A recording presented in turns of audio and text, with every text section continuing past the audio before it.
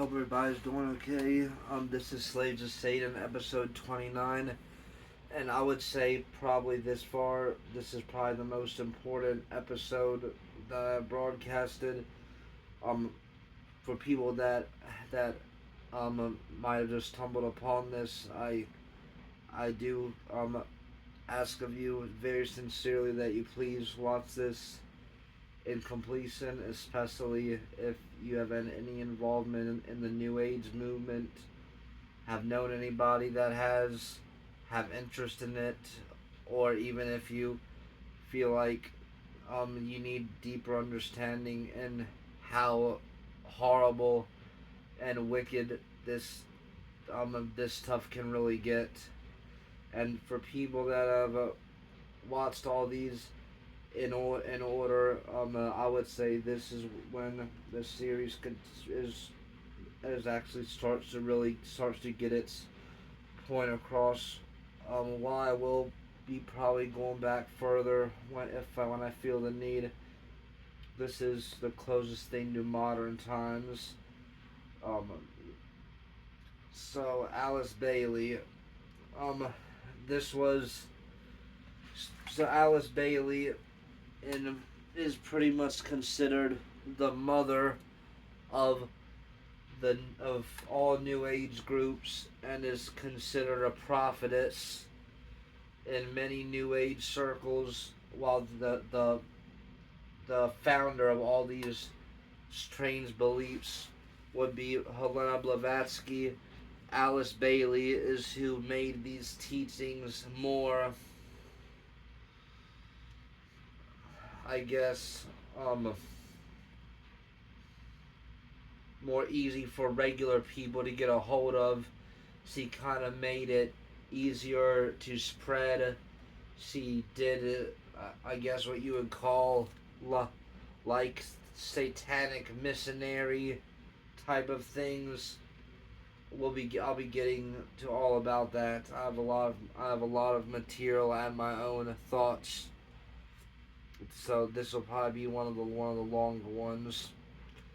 And if somebody was to ask me to make a list of the most 10 evil people and the most wicked people that's influenced the past 200 to 100 years, Alice Bailey would for surely be on this list along with Aleister Crowley and Helena Blavatsky. So she wrote about 25 books and about different topics, all very evil. They range from theosophy, the neo-theosophical system, spirituality, the solar system, which I'm not gonna explain in this video because there's too much. But the solar system does not exist the way her books claim. It doesn't really exist much at all, to be honest. Very big into TM meditation, esoteric healing, and by that I don't mean hidden types of healing that people did not notice in the Bible. I mean ways that's not acceptable to God, spiritual psychology, and not the good kind either. Astrology, and many other topics. And the majority of all her work was was done through uh, automatic writing through telepathy of an ascended master known as Dejwa. And while I have explained the concept of an ascended master many times um, in my videos, because this is the focus of this whole woman and what her manuscripts came from, then I'll completely explain exactly what these things are. But first, I would like to um, look at a Bible verse over again that a lot of people don't really understand, that it's trying to give you a detailed message. Because a lot of Christians have heard this verse hundreds of times throughout their life and don't understand the deeper meaning. I know. When I was a kid to a preteen to a teen to a young adult being in church, I was never given any any detailed meaning about this verse, and it's one of the more powerful verses in the Bible, but without somebody explaining exactly what it means, it doesn't have we don't understand exactly what it's trying to tell us. For we do not wrestle against flesh and blood, Ephesians 6:12. For we do not wrestle against flesh and blood, but against principalities, against powers, against the rulers of the darkness of this age, against the spiritual hosts of wickedness in the heavenly places. And I also want to add, this is off topic, but the more authentic scripture beyond the King James Bible, like the Dead Sea Scrolls, the Geneva Bible, the Ethiopian Bible, included governors in that verse, but King James VI of Scotland took it out for political reasons. Now, what I thought as a kid, and what most believers today, I would say probably 95%, think that verse is just talking about demons. And if people understood the level of evil that's walking to and fro on this earth, they would be crying, begging that verse was only about demons. But this verse is talking about a very high level fallen angelic spirits, such as the unknown hierarchy, the Great White Brotherhood, like the Egyptian false gods, the Roman Greek false gods, the Norse false gods, the Aztec false gods, the Celtic, the Norse ascended masters, the Astar command.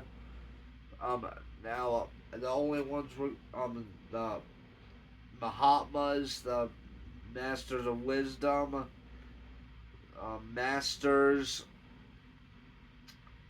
and the only one that we'll be getting into for the sake of time, because I have a lot of material, is the Ascended Masters and the Mahatmas. So the Ascended Masters are these beings that look, the majority of them look kind of like us, other than a handful of very odd looking ones. But you can tell if you saw them that they're definitely not of this world. And that's because they're fallen angelic beings, demonic angels, evil angels. And a lot of people don't understand the difference between a fallen angelic being and a demon. For one thing, a demon can possess you and go in you. A fallen angel can't. It manipulates you. They can't go inside your body. A demon does not physically touch you, but a fallen angel can. They can have sex with you. In some cases, I suppose, if the person has no protection from God, it can even kill them. And that typically doesn't happen very often in my knowledge. But they can do anything. They might not be to take over your body, because they're not like the demons that are disembodied spirits of the Nephilim, that just want a body.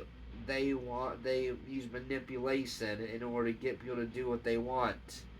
But if I'll probably have multiple pictures up by now, but you should get the idea. If you ever see anything like this, know that this is not an angel from God.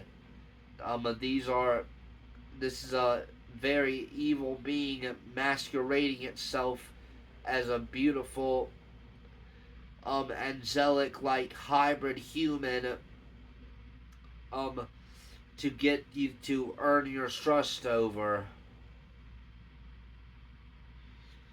And this whole concept came from Helena Prasova Blavatsky, the founder of the Theosophical Society, a very, very, very wicked woman who was actually the one who inspired the great beast, the most wicked man in the world, Aleister Crowley. This was his inspiration, was Helena Blavatsky. And at this point in time, he was calling them either masters of wisdom, or Mahatmas. And because at this point in time, when like Blavatsky, Annie Besant, Alice Bailey, Rudolf Steiner, all these people were seeing them, they were typically looking more like people from the Middle East with turbans on and stuff like that. But nowadays, they look more like us. And Helena Blavatsky made the claim that these things were hiding out in the mountains of Tibet in a mythological place known as Shambhala. There's even people have made the claim. There's no proof to provide this, so I'm not gonna claim I 100% believe it. But people that have had like decent claims to make you believe that they have inside knowledge was claimed that Helena Blavatsky showed Hitler the masters in Shambhala, and that's what made Hitler go into his um rampage, his massacre. Because a lot of people don't know this, it was not about the Jews. Hitler was in a secret society called the Thule Society, also known as the German Workers' Party, as the cover-up. And this was a theosophical based organization. This was all about these ascended masters. The ascended masters is why Hitler went on this rampage, and the theosophical doctrine. And the theosophical doctrine by Helena Blavatsky and the secret doctrine ISIS unveiled is where this Aryan race thing got started. It was not from Hitler. I know the school system has brainwashed you to think that, but it was not. He read the book and then just became obsessed with it. His men, multiple claim that he slept with the secret doctrine beside him every night. BSC claimed that the Aryan race is who ruled Atlantis and was destined to rule for the next 100,000 years of the fifth root race. BSC claimed there are 7. So hopefully you get the idea. I don't have time to keep going on and on about Hitler to prove my case right now, but you can look it up, and it's thankfully all this information has not been scrubbed. One day it might, one day it might not. I used to think all this stuff would be gone by now, but I feel like it's because almost nobody cares. Okay.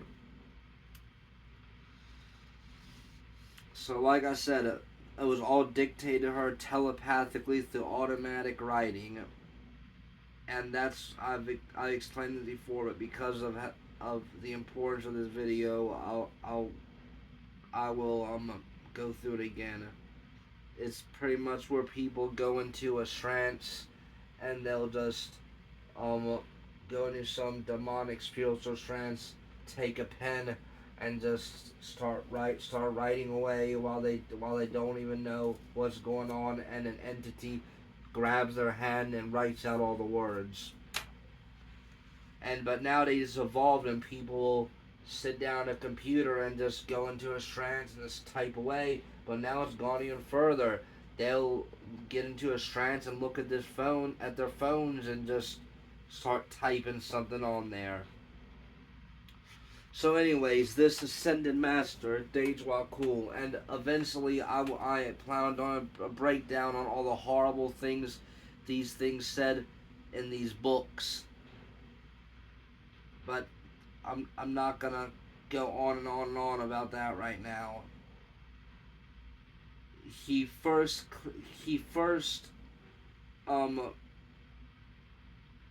claimed that he wouldn't tell her his name for a long time.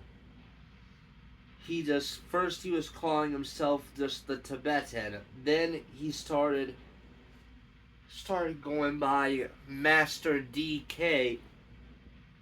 Then later he eventually revealed his identity as Master Dejwa Cool.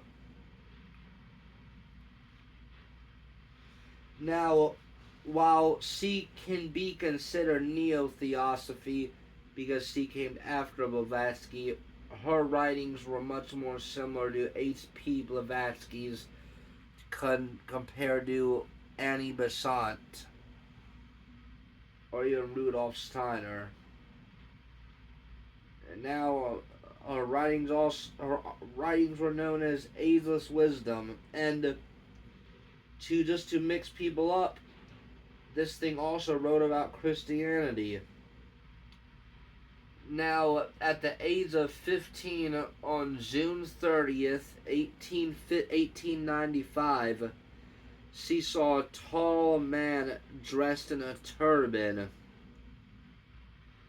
And at the time, she thought that this was Jesus Christ, which, for somebody that doesn't really have any discernment of spirits or a sound doctrine or a relationship with Jesus Christ, that's understandable that they could be strict. And then later, when she got involved with the Theosophical Society,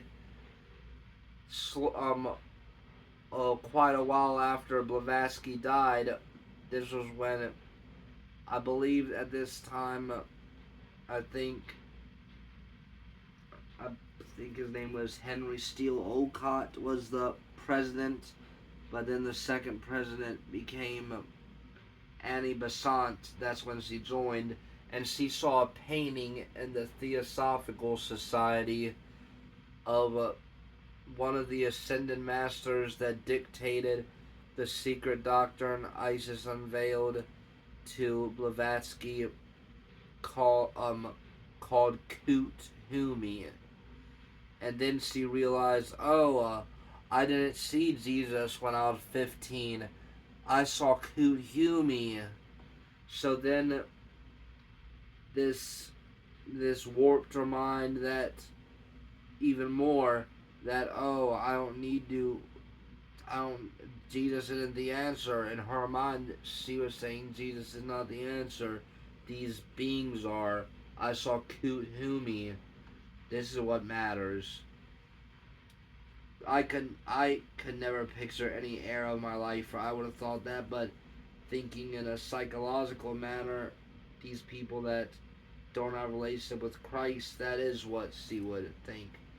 And when she saw Kut Humi, when she was 15, the only thing that told her is that she needed to develop self-control for her, because there was a plan for her in the future.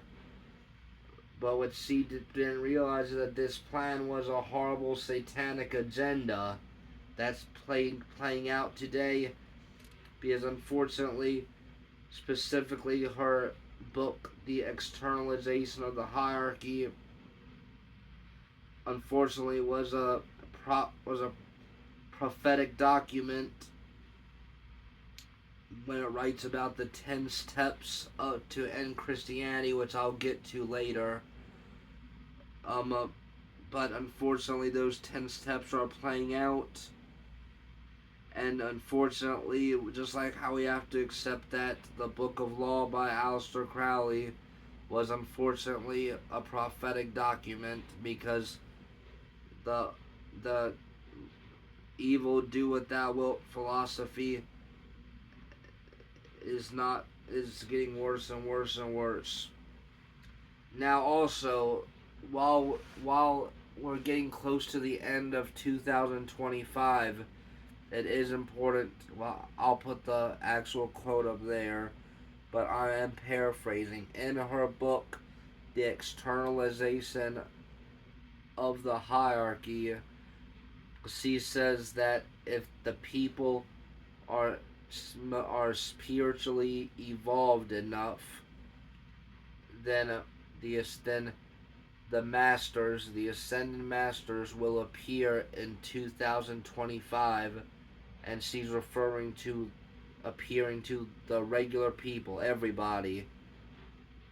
Um, Now, while this was supposed to happen back, I believe it was June 30th, on the day of the strawberry moon, which I had a warning video about. Thank the Lord, it did not happen. And the year's almost over, and I personally don't think it will. But we never know until the year's over. But everyone needs to pray the Lord it does hold back this stuff. Okay. At age 22, she did evangelical work in connection with the YMCA and the British Army. Then she met her husband, Walter Evans. They moved back to America, where Walter Evans became an Episcopal priest. And while Episcopal is slightly different than the Catholic Church, you still have this thing about priests. It's not much better than the Catholic Church. A lot of the beliefs are similar. There's like this curse within people that get into Catholicism. They either stay and become spiritually bankrupt, they leave and end up becoming either an atheist, or they get into a evil religion, or you have the very few that come out of Babylon and actually find Christ. And I would plead with anybody, no matter how nice the people are, no matter what they offer, you are in a demonic building. If you are in the Roman Catholic Church, I would plead for anybody to leave and never go back. They're worshiping the false goddess Semiramis. The worship of Mary is demonic in nature, but it's not even really Mary they're getting you to worship. It's Semiramis, and it's not even Jesus that they're actually getting you to worship. It's Tammuz and God the Father Yahweh. They're actually getting you to worship Nimrod, or in some people's opinion, Osiris. Alright. Then Alice Bailey divorced in 1915. Then she later discovered the Theosophical Society and the work of H.P. Blavatsky. Alice Bailey became involved in 1915 and became a member in 1918.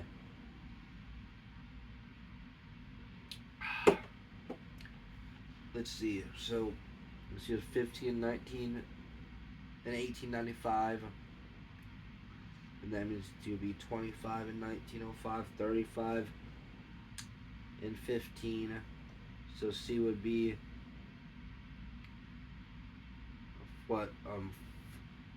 42. She wrote those books and it's not that long. That's the way you did know it's automatic writing. and she quickly moved up in the organization. Then she moved to the American section at Cortana in Hollywood. She became an editor for their magazine, The Messenger. Now, this was the magazine of the Theosophical Society. We'll get to what came after that very soon, because it gets much worse, believe me. And she became a member of the committee responsible for Crotona. In 1919, her future second husband became National Secretary of the Theosophical Society. She married Foster Bailey in 1921. And now Foster Bailey was a 32nd degree Freemason, and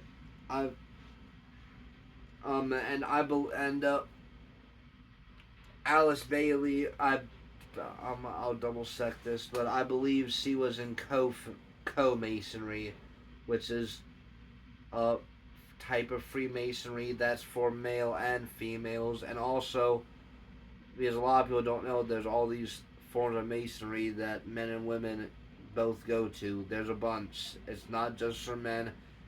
A basic Freemasonry is, but the more higher up on the pyramid Freemasonry, like the Order of Memphis and Mizraim, which goes much further than the 33 degrees, all the way up far past the 90s. Accepts women, like I believe Helena Blavatsky, if memory is completely on point. I believe that she was an honorary 16th degree princess in the ancient primitive rite of Memphis Mizraim.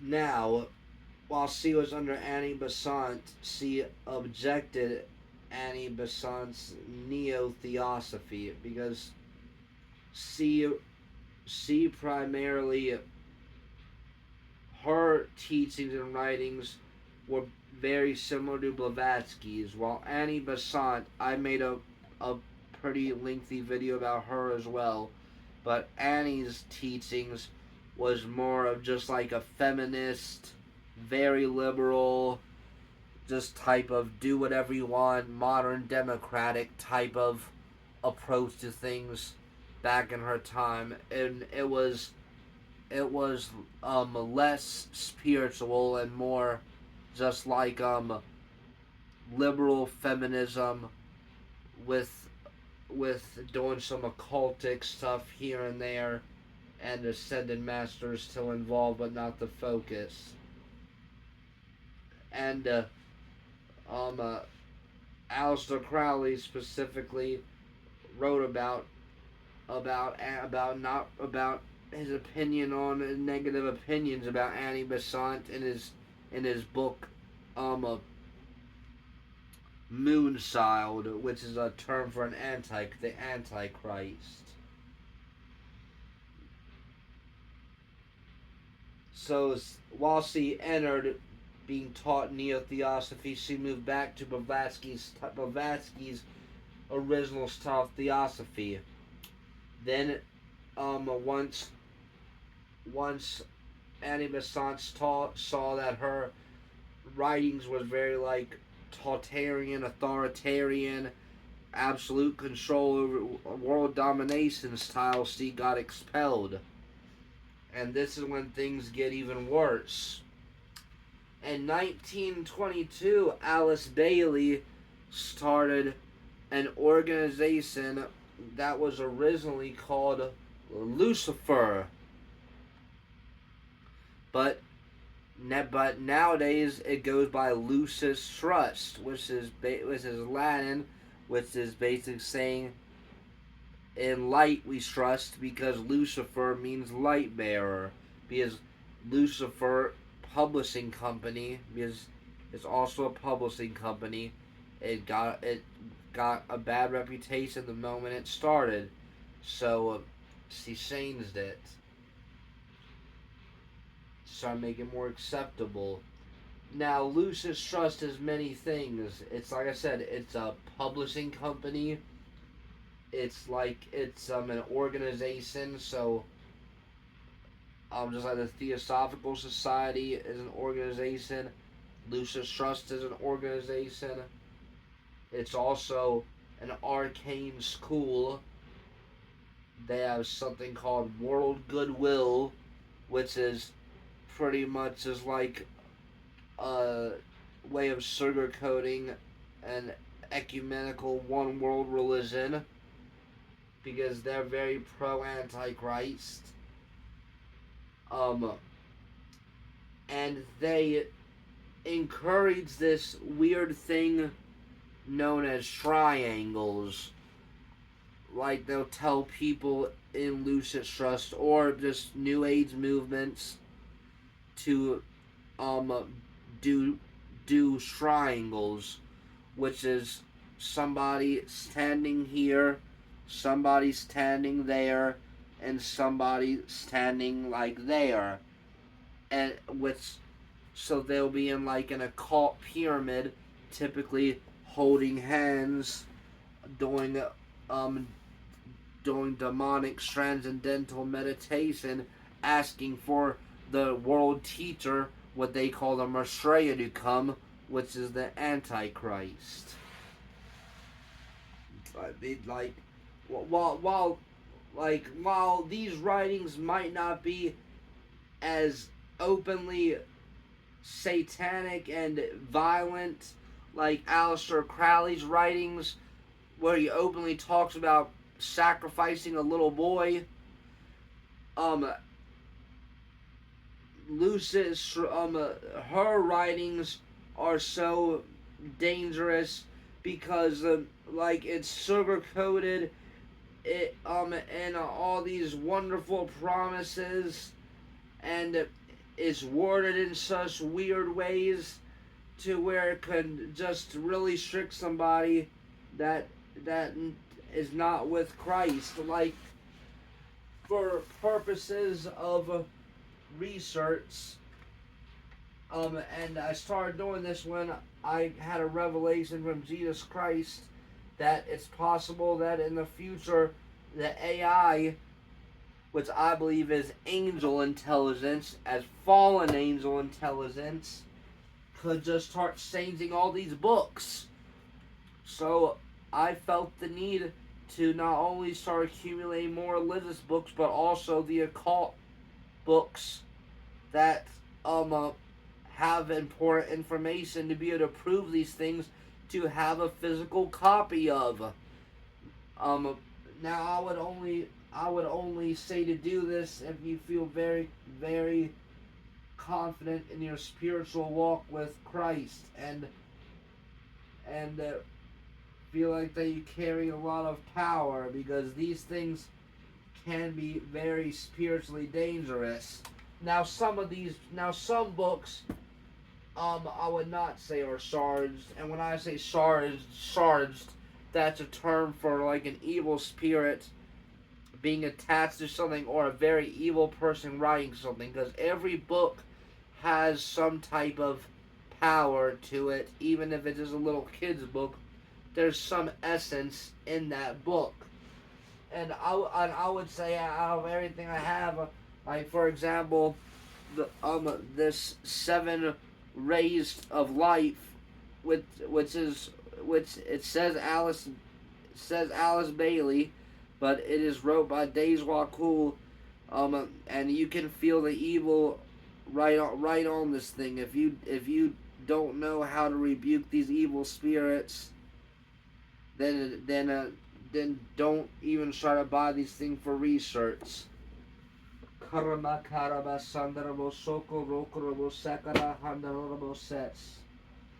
other words, if you don't have the tongues of fire, don't buy those. And do not read them for entertainment. Once you start reading them for entertainment, the devil has already got you. And anyway, this organization also has a magazine called Beacon, as in a beacon of light.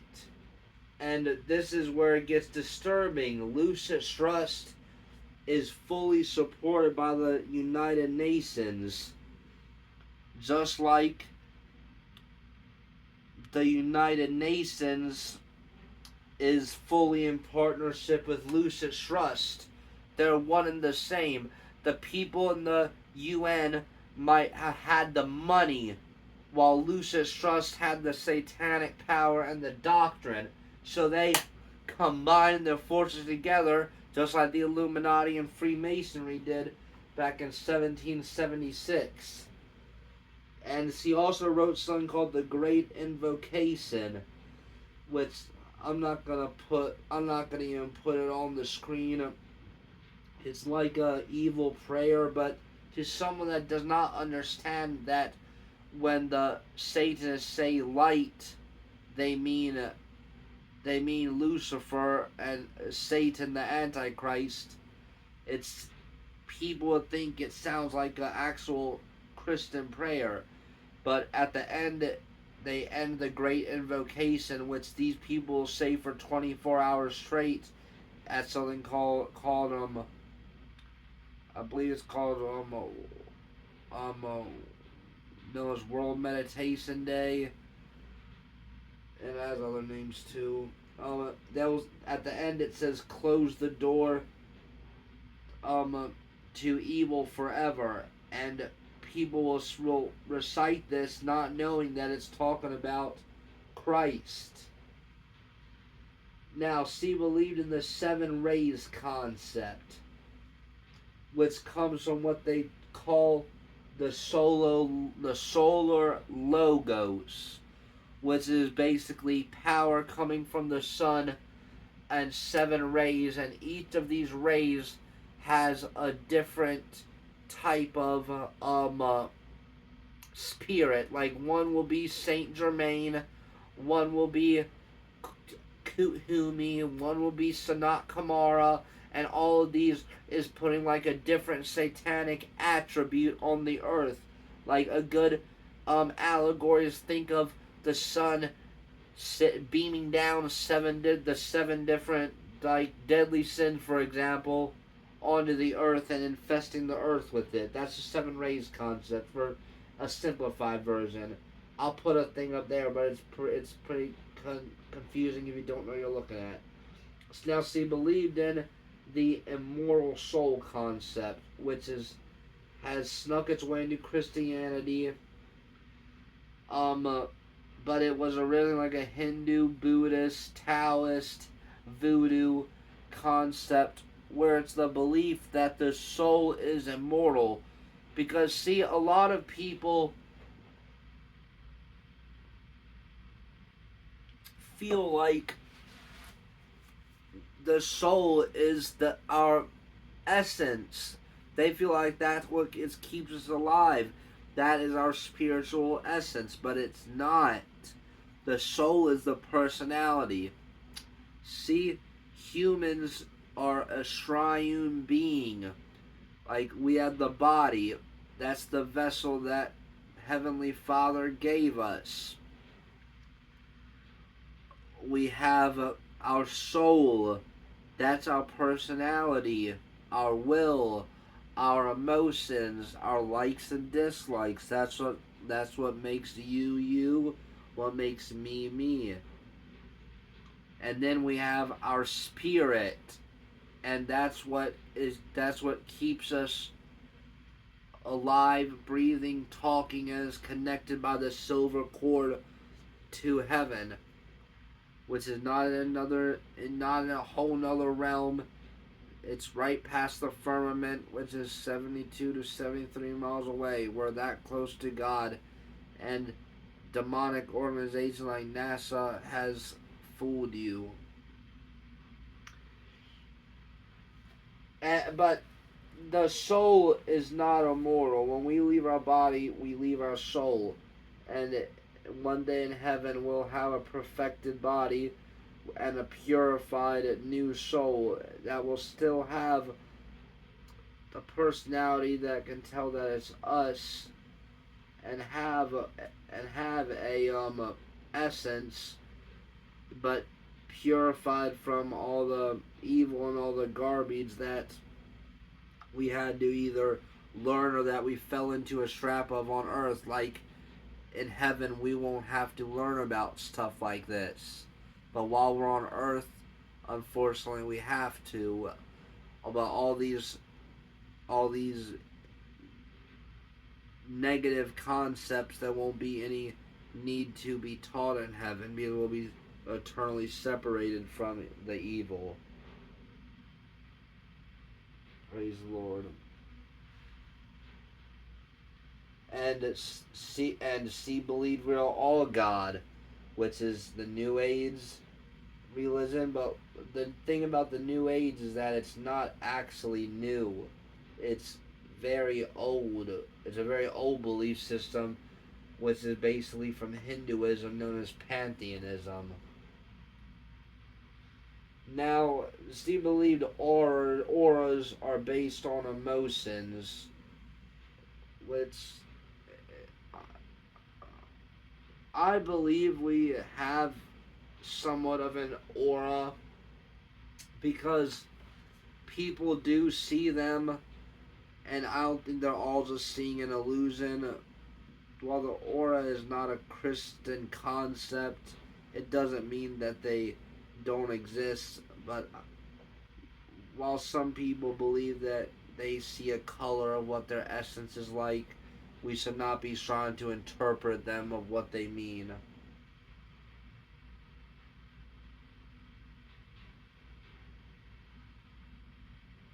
He believed in the law of attraction, which is like the old term for manifestation and speaking things into existence, which is also a satanic belief that goes back to chaos magic, which goes back to Austin Osman Spare, who was a student of Aleister Crowley. And it also goes back to Crowley creating abracadabra, which means I create, I speak, which is a very evil word. Lord, I repent for having to say that to teach it to people. And it has 11 letters in it because that was Crowley's magic number, 11, because it's equal to K.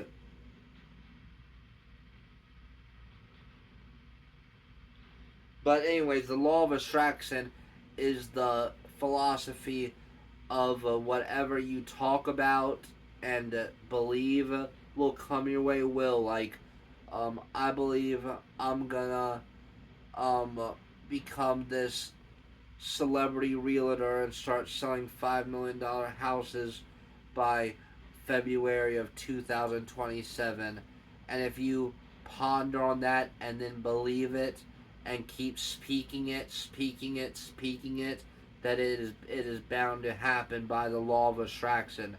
There was a book that I think came out around 20 years ago that corrupted a lot of people, known as The Secret, and it kind of revived these teachings for a short amount of time. And thank God that these teachings have not really taken off in recent years, but they're still level. They're not going down, not up, but it could explode at any moment. Now, she also believed in the Aryan race being superior, and this was after the war too. She did not care. And when they speak of this Aryan race, they're really speaking of the Nordic so-called extraterrestrials, but they're not. Eventually, I'll do a whole thing on this deception of aliens. They're not from other planets. They're from here. They're masquerading as other things. The Nordics are these Nordic beings, which is modernly known as the Astar Command, that was the real Aryans that Hitler was talking about. Well, at least that's what he believed in, being the Ubermensch that he spoke of. That Friedrich Nietzsche came up with, but then it was modeled after Crowley, as just like Doctor Strange and other superheroes was. And she spoke of Atlantis, which I agree with. I do agree with that. And Lumeria, which I believe in that as well. There were these ancient places. They're either hidden past Antarctica, someplace we don't know about, or they got wiped out in a cataclysmal event in the Dark Ages, or they got sunken in and they were um in their peak during the pre-antediluvian area. One of those.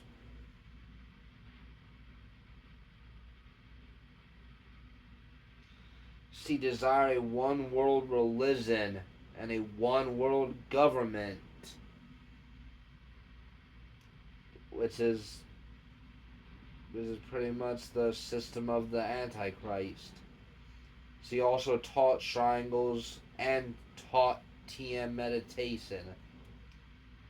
Alice had an influence in later neo-paganism religions. In 1930, she established the School of Spiritual Research. Now, the masters she was in contact with claimed there was life on other planets. So um, she also had a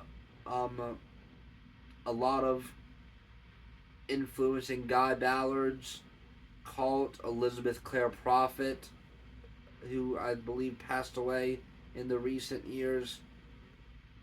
So, in a way, she was a prophetess to this alien agenda too, which eventually I need to thoroughly break down the deception of. And also, I want to mention that the logo of Lucis Trust, which is supposed to be um uh, like a broken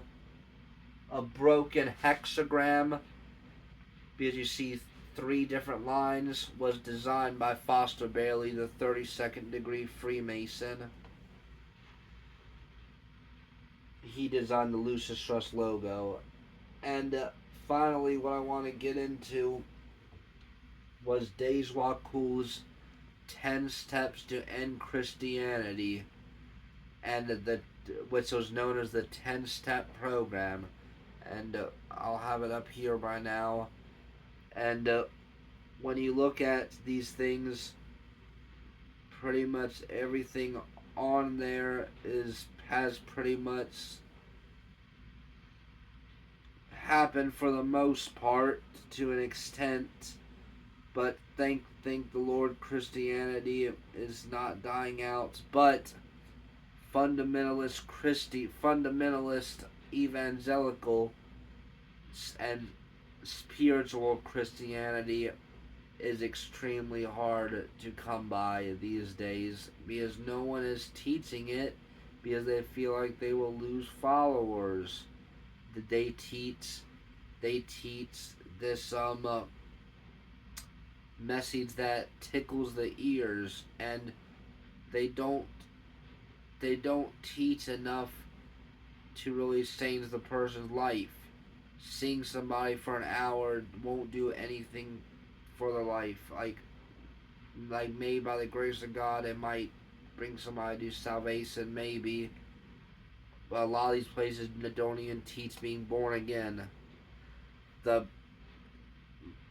they need to not only teach you about the Bible, but they also need to teach you about the dangers of this world, the status of the world, um, uh, all this just horrible black science. And that's about all the material I have. In the future, I will be doing another more detailed video about these masters and the disgraceful, horrible writings in her books in the future. But right now, I feel called just to continue this series and work on other smaller videos.